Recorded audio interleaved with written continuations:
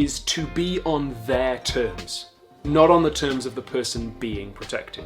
So the loyal white knights of the KKK will talk about defending white women, but that won't include defending a white woman's right to control her own body by getting an abortion. That won't include defending a white woman's right to have a relationship with another woman. That won't include defending a white trans woman. Similarly, they will talk about defending their nation and their people, but they don't mean defending the indigenous people of America. They don't mean defending African Americans or Mexican Americans, who are just as much Americans as they are. No, they mean white Americans. The ideal of the nation as they imagine it. And there, I think we see what this so-called love really is. It's the love of the self. It's narcissistic love. It's, I'll love you as long as you're sufficiently like me. So white above all, but also cis, straight, sometimes Christian, and conforming to traditional gender roles. It's not the kind of love that says, I want you to be happy on your terms, whatever happiness means for you.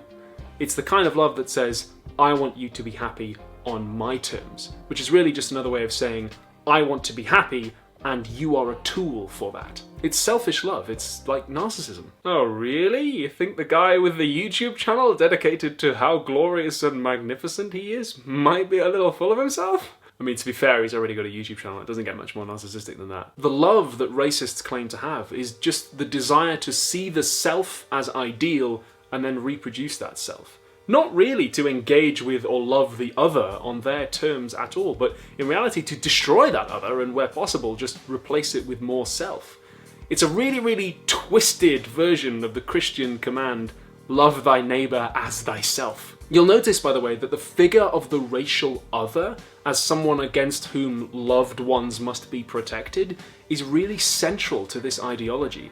That love is cashed out in terms of protecting people against that other and providing the impetus to destroy that other and, where possible, remake it into more of the self. So without that racial other being there, that love has no way in which it can be exercised. It has no territory which the self can colonize. Which might explain why white supremacists tend also to pit themselves against modern scientific understandings of things like gender, sexuality, and race, which show us that these concepts are a little bit more woolly than maybe we once thought, and that maybe prompt us to question why we tend to construct the differences in the way that we do. And racists can't abide that. They want all others to be like themselves. They do not want to be like the other, or to realise that the other is perhaps not so different after all. They view that as a form of pollution, sometimes actually literally pollution of the blood, as if such a ridiculous idea was possible. And in a way, that's almost a little bit sad.